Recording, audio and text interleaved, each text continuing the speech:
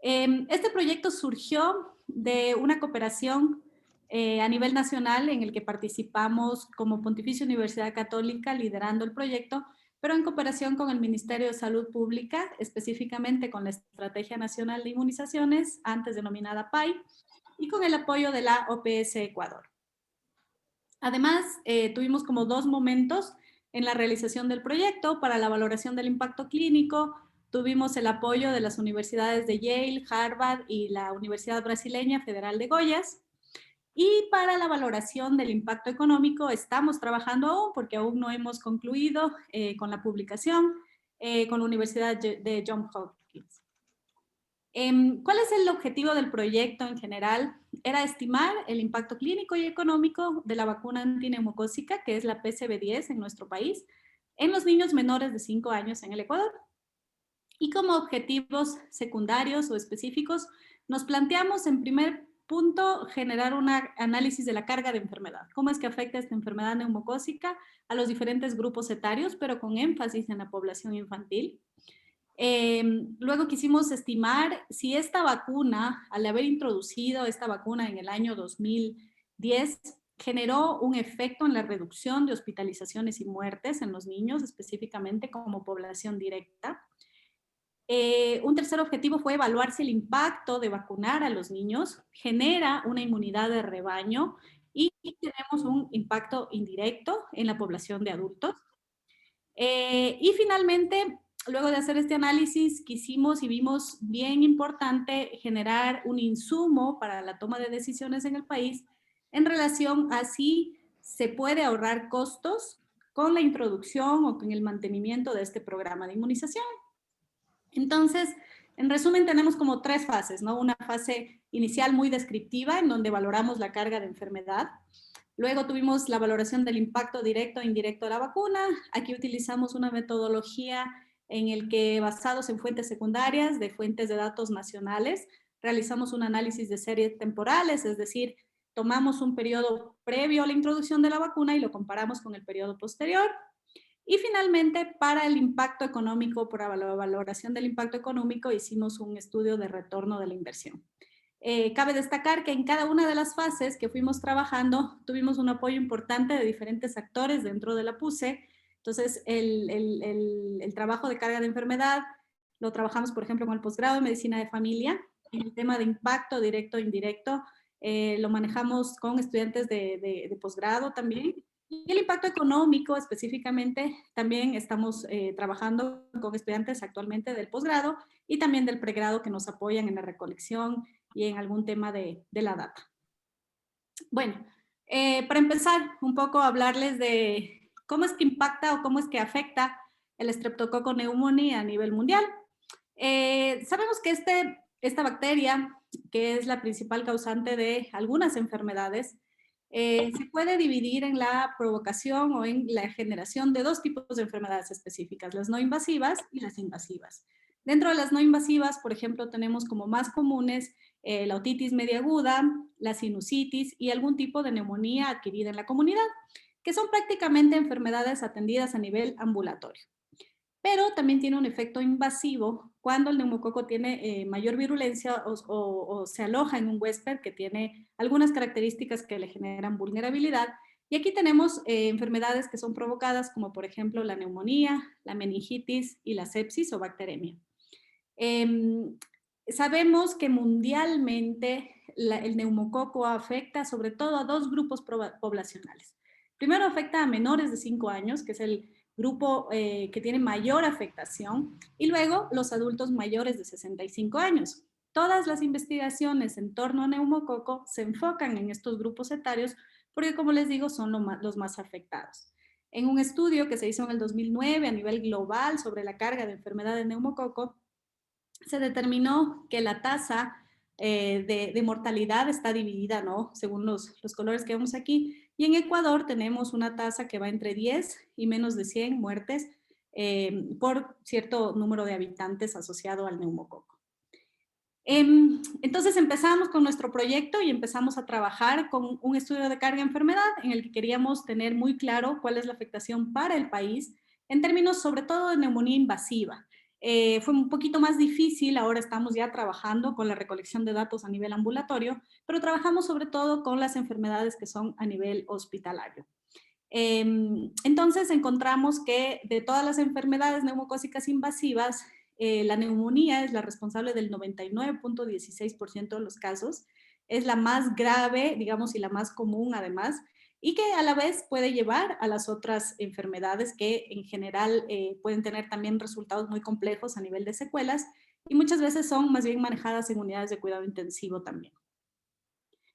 Nos enfocamos en el grupo etario de los menores de 5 años por tener la mayor afectación y trabajamos en un estudio de carga de enfermedad que refleje un periodo un poco amplio de tiempo, sobre todo que pueda representar a toda la población ecuatoriana, tanto del área rural, urbana y a nivel provincial. Entonces trabajamos con data nacional a través de data del INEC, de ingresos hospitalarios y mortalidad. Y encontramos un poco la tendencia en número de casos y en número de muertes por neumococo que era interesante evaluar, ¿no? Entonces, desde el 2005 vemos una curva que estaba en ascenso, luego tuvimos una mejora de datos en la recolección del INEC, pero luego notamos ya una reducción de los casos. Y esto fue mucho más evidente cuando hablamos de mortalidad. En mortalidad, en grupos etarios de 0 a 5 años, vimos que desde el 2005 se tiene una tendencia importante en relación a la reducción de la mortalidad. Entonces, aquí fue donde surgió nuestra primera pregunta y es relacionada con este punto de corte que les he representado aquí con una línea roja, es la fecha en la que se introdujo la vacuna. Entonces, la siguiente pregunta de investigación que enseguida nos surgió, y claro, en colaboración con el Ministerio de Salud, que estaban muy interesados en tener el dato, era evaluar cómo esta introducción en el año 2010 impactó a la hospitalización y a las muertes por neumococo. En este estudio inicial descriptivo también recabamos fuentes secundarias en las que pudimos detectar cuáles son los serotipos circulantes en el país, que son reportados a través de casos Centinela en un proyecto que se trabaja con el CIREVA 2, que se trabaja con algunos hospitales y en coordinación con el INSPI. Y vimos que, como lo que pasa en Latinoamérica, los serotipos predominantes en nuestro país están en torno al 14, 19A, 1, 6B, y bueno, otros que incluyen el 47% de las serotipificaciones. Y entonces pasamos al siguiente punto, que una vez que conocíamos cómo afecta el neumococo a la población, nuestra idea era revisar cómo es que esta vacuna ha impactado en esta enfermedad. Entonces conocemos que en la actualidad existen estas 3 vacunas, la PCV7 ya casi no está incluida, ya no se usa, pero tenemos que la vacuna PCV10 y PCV13 tienen estos nombres por los serotipos incluidos en la vacuna, son las que se distribuyen en la mayoría de países, tanto en Latinoamérica como a nivel mundial. En el Ecuador nosotros tenemos el esquema de 3+0, que significa que se vacuna a los niños en el mes 2, 4 y 6, en conjunto con otras vacunas, como por ejemplo la pentavalente, lo que hace que mejore muchísimo el acceso y las coberturas. A nivel de coberturas de vacunación, en tercera dosis de PCV, nosotros encontramos que estas, claro, empezaron un poco bajas, fueron aumentando. Aquí en el 2013 tenemos un dato que puede ser muy analizado por el tema del denominador en la población, pero se han mantenido, digamos, relativamente estables entre un 80-83%. Claro que necesitamos que sean un poco más óptimas, ojalá mayor al 90% para obtener mejores resultados. Sin embargo, con estas coberturas que hemos tenido, la idea era medir cuál fue el impacto a nivel de hospitalizaciones y muerte.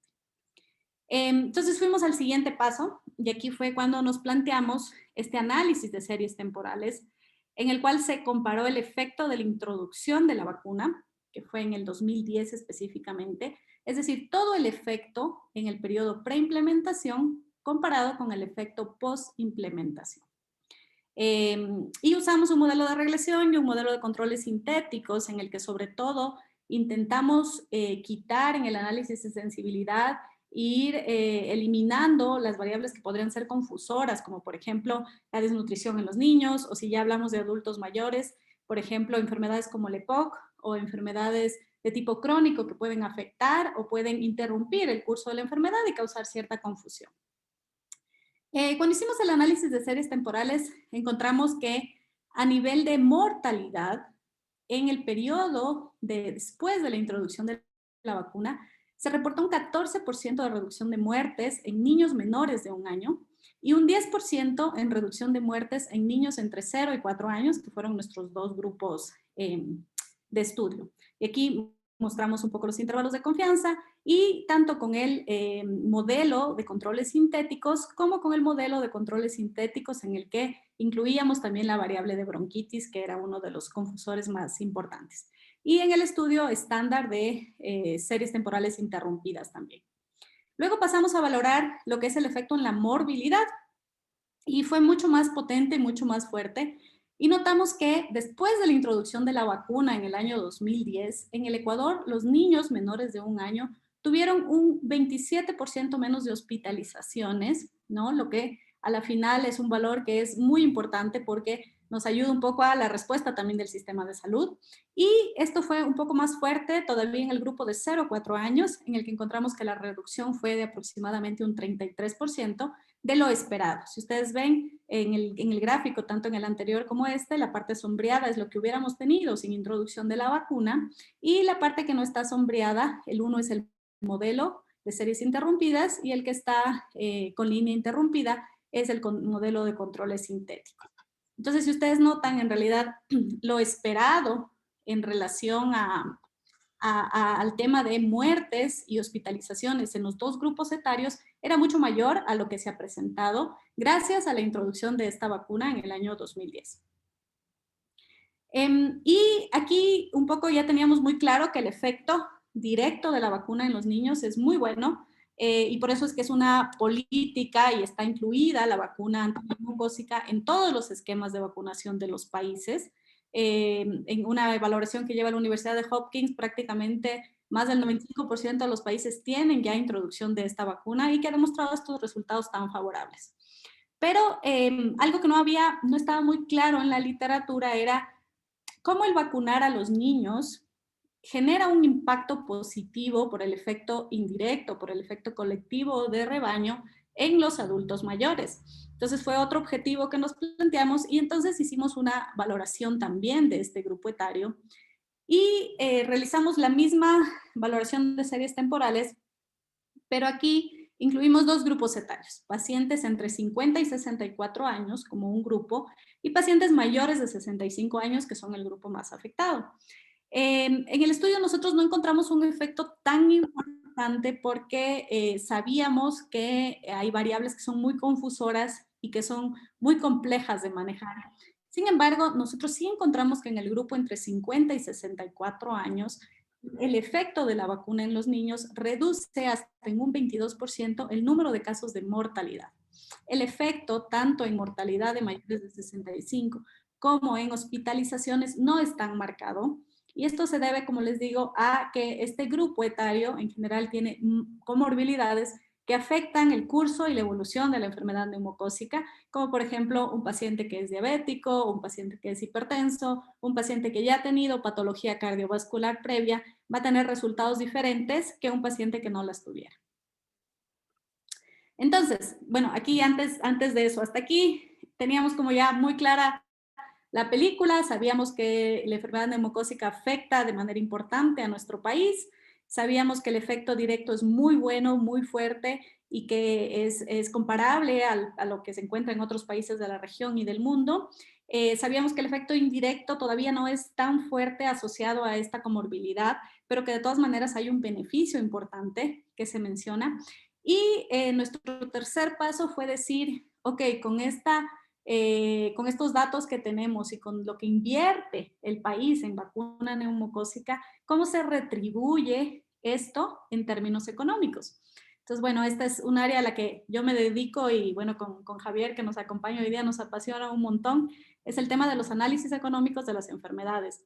Quisimos hacer un análisis económico en el cual planteamos un estudio de retorno de inversión.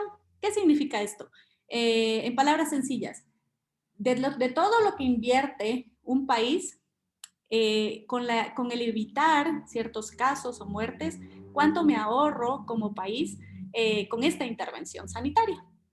En este modelo nosotros utilizamos un modelo de retorno de la inversión, que es un modelo del Instituto de Economía de la Salud de la Universidad de Hopkins, quienes nos están apoyando mucho con la parte metodológica. Ellos han hecho este tipo de estudios de retorno de la inversión, sobre todo en países de ingresos bajos, y han hecho estudios de retorno de la inversión con todo el esquema. Ellos encontraron previamente que por cada dólar que gasta un país en vacunas, ahorra aproximadamente $44 en atención sanitaria. Es algo así como muy significativo. Nosotros empezamos con PCB como un primer ejercicio, pero claro, tenemos la intención de trabajar un estudio de retorno de inversión con todo el esquema de vacunas para tener un efecto un poco más global de lo que pasa en el país. Nosotros dividimos este estudio en una parte en la que evaluamos el impacto como país, pero también el impacto en las regiones. Es decir, si el impacto económico es más a nivel de la costa, de la sierra, del oriente o en la región insular, igual que fue incluida. Y utilizamos dos tipos de enfoques en este estudio de retorno de la inversión. Primero, un enfoque de costo de la enfermedad, en el que nosotros incluimos en un lado de la balanza todo lo que serían los costos asociados del programa de inmunización.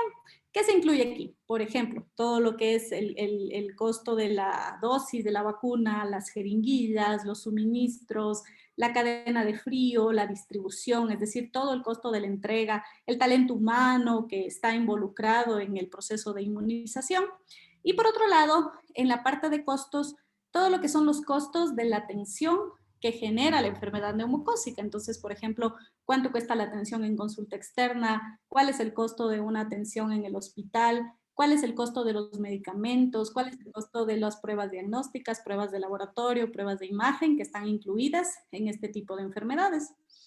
Ese fue el primer enfoque, un enfoque de costos. Y también utilizamos un enfoque de valor de vida estadística, que lo que refleja es la disposición promedio que tiene la sociedad para pagar, para salvar una vida, que es un poco una estimación que se puede utilizar y de hecho se ha hecho en varios estudios en algunos países.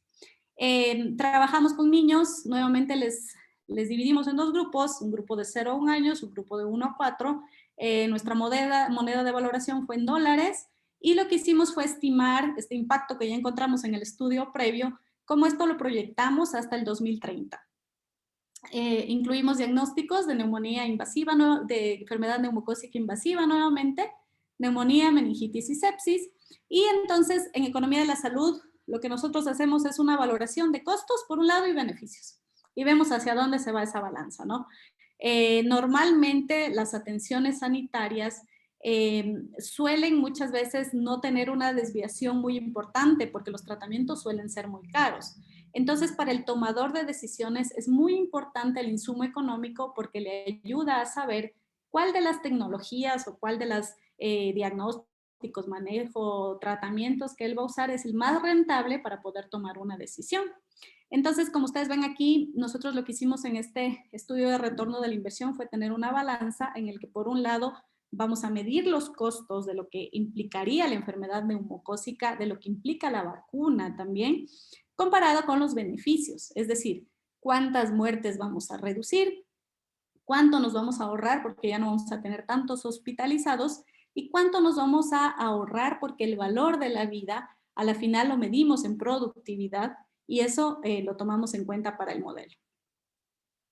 A la final, el valor que vamos a tener de este estudio es darle al país un tema relacionado con si ahorra o tiene rentabilidad al invertir en la vacunación antineumocócica en niños. Basados en el estudio de impacto que ya vimos anteriormente con las series temporales, lo que hicimos fue que este impacto observado hasta el año 2015 lo llevamos y lo estimamos hasta el año 2030 a través del estimado de los casos que vamos a evitar por la vacunación. Esto para neumonía, porque el estudio previo se basó en neumonía. Como no tenemos la misma regresión para meningitis y sepsis, usamos temas en relación a reducción de casos o casos advertidos relacionados con la literatura y encontramos estudios de la región y también fuera de la región que nos hablaban de un aproximado de la reducción de muertes y hospitalizaciones por meningitis y sepsis. Luego, con estos datos, con la valoración de costos y beneficios, lo que hicimos fue esta fórmula que es muy sencilla de retorno de la inversión, que es la reducción de los beneficios económicos menos los costos sobre los costos totales y ahí obtenemos si la estrategia que estamos midiendo es o no es rentable para el país.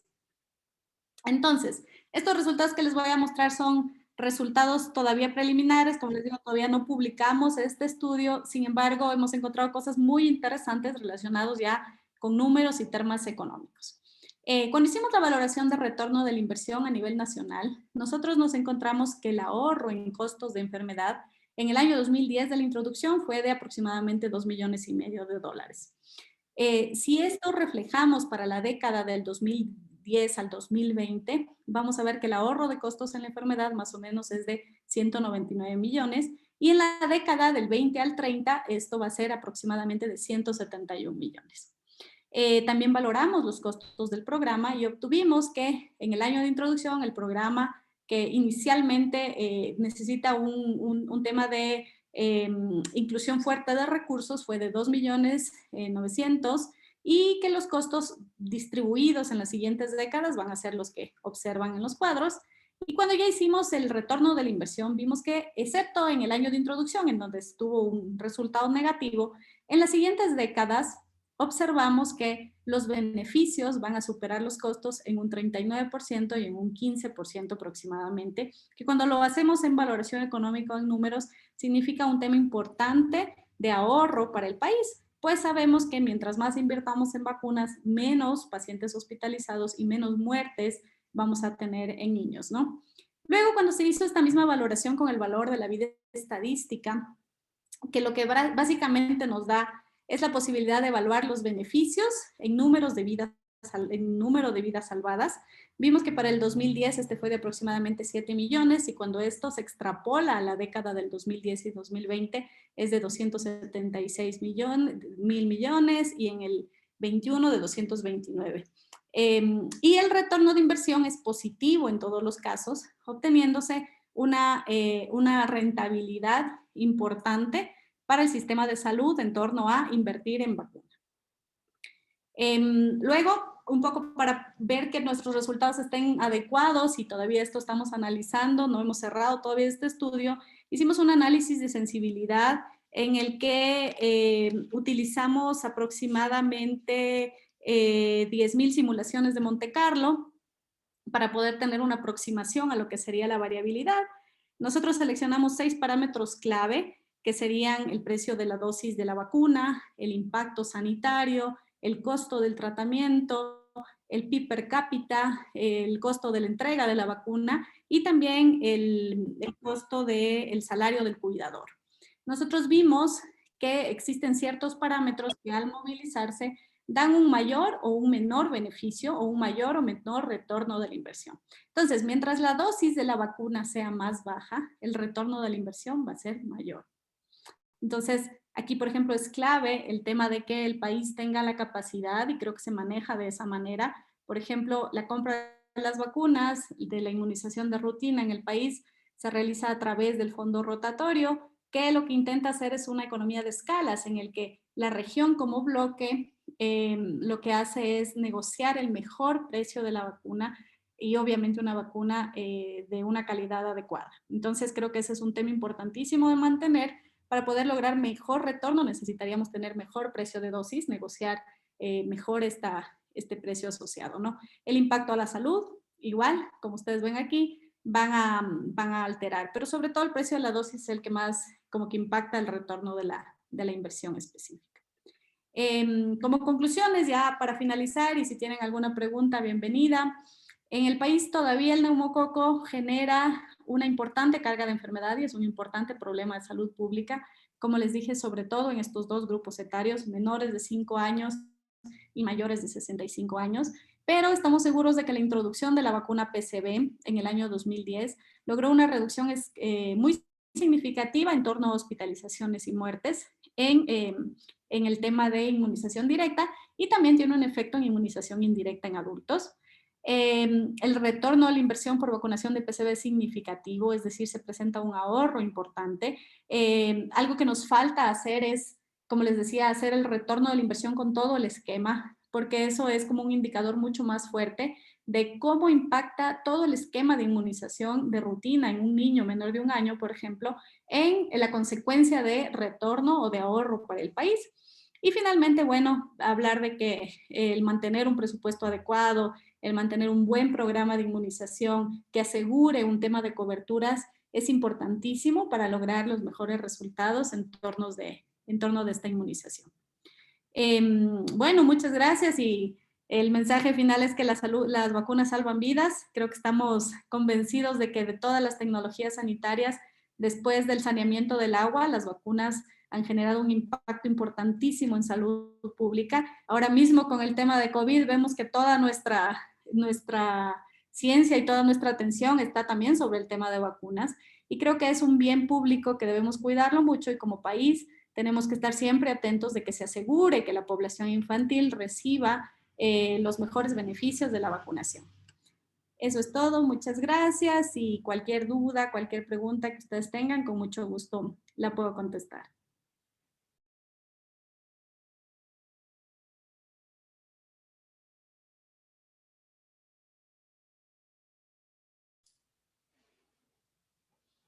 ¿Alguien que desee hacer alguna pregunta?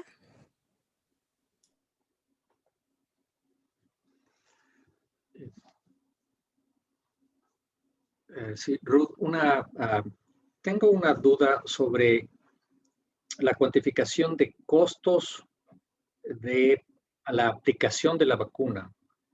Cuando uno considera que vivimos en un sistema mixto de salud pública y privada. No sé si podrías conversar un poquito más sobre cómo se hace la determinación de ese tipo de costo. Sí, claro, Mario. En relación a la vacunación en el país, bueno, primero, antes que eso, cuando se valora las encuestas de condiciones de vida y salud en el país, se determina que aproximadamente el 95% de la población es usuaria de una cobertura de salud pública. Y en torno de vacunación es un poco más incluso en nuestro país. Es interesante ver que a pesar de que hay personas que su atención la hacen en centros privados, la vacunación la siguen manejando a nivel público, porque ha sido un programa muy bien manejado el país, ¿no? Se ha manejado adecuadamente en el país y sobre todo porque asegura la posibilidad de, por ejemplo, mantener cadena de frío y todo eso. Entonces, la representatividad en temas de costos, al incluir solamente el costeo del sistema público, es representativo completamente de lo que sería la totalidad del Ecuador. No llegamos a buscar, por ejemplo, precios de vacuna del nivel privado, porque el porcentaje de vacunación que se da a nivel privado en realidad es menor del 5% y casi el 95% de los niños de nuestro país utilizan los recursos o se maneja el tema del Ministerio de Salud o del IES, ¿no? Como prestador de servicio. Muchas gracias.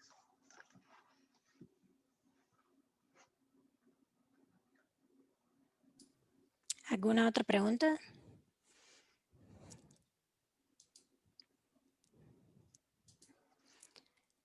Trayendo un poquito, perdón, si puedo otra pregunta. Claro, Mario. Haciendo una extrapolación, digamos, de la situación con estas vacunas y la situación actual de la vacunación para COVID. ¿Cómo ves el tema de la infraestructura previamente existente y de cómo eso va a beneficiar o no o aplicarse al momento actual cuando haya disponibilidad de vacunas para el público relacionados a COVID-19? Claro, la vacunación principalmente en nuestro país se da en el primer nivel de atención. Son los centros en donde está toda la capacidad relacionada con temas de inmunización. Claro, con el COVID-19 lo que cambia, digamos, es el tema de que vamos a necesitar en algún momento una inmunización masiva en el que muchos recursos tienen que ser movilizados a este primer nivel. Mucho va a depender de la tecnología que se elija, ¿no? Porque si se usan estas nuevas plataformas de ARN como la vacuna Pfizer y Moderna, en la que obviamente el tema de la cadena de frío tiene que ser controlado de una manera diferente a lo que convencionalmente manejamos como país, va a tener que haber cierta modificación, incluso una inversión importante en lo que serían los refrigeradores para esta preservación de la vacuna. Sin embargo, el primer nivel de atención tiene las capacidades tanto de talento humano como técnicas en tema de inmunización. Obviamente tendrán que ser reforzadas. La inmunización de rutina no se asemeja para nada con lo que requeriría la inmunización masiva que va a tener esta pandemia, ¿no? En COVID. Por otro lado, el tipo de enfermedad del COVID, cada vez se habla más de que no genera una inmunización esterilizante, porque como es un virus de vía aérea, se habla cada vez más en los países que la cobertura no solo tiene que llegar entre un 60 y 80, como se planteó inicialmente. Hay países que están hablando de lograr una cobertura o tener la posibilidad de cubrir hasta el 100% de su población. Entonces eso masifica mucho más la posibilidad de lograr con infraestructura. Yo creo que cuando ya empiece masivamente en nuestro país la inmunización, el gobierno sí va a tener la necesidad de tener un apoyo adicional. Por ejemplo, la academia, yo creo que es bien importante cómo la academia podría apoyar el tema de la colocación de la dosis y de la entrega de la vacuna, porque va a ser necesario. Muchas gracias.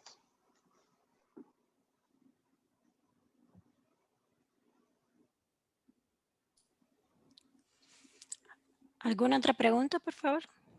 Si desean levantar la mano o intervenir.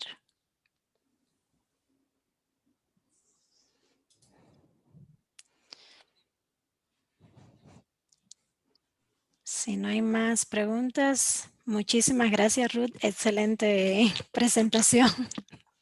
Gracias. Muchas gracias. Como dicen los profes, o se entendió todo o no se entendió nada.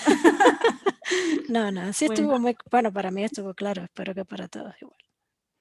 Muy interesante, muchísimas gracias. Y yo creo que esto es nos da una idea de la calidad de investigadores que hemos logrado reclutar recientemente al CICEAL. Así que felicitaciones y muchas gracias.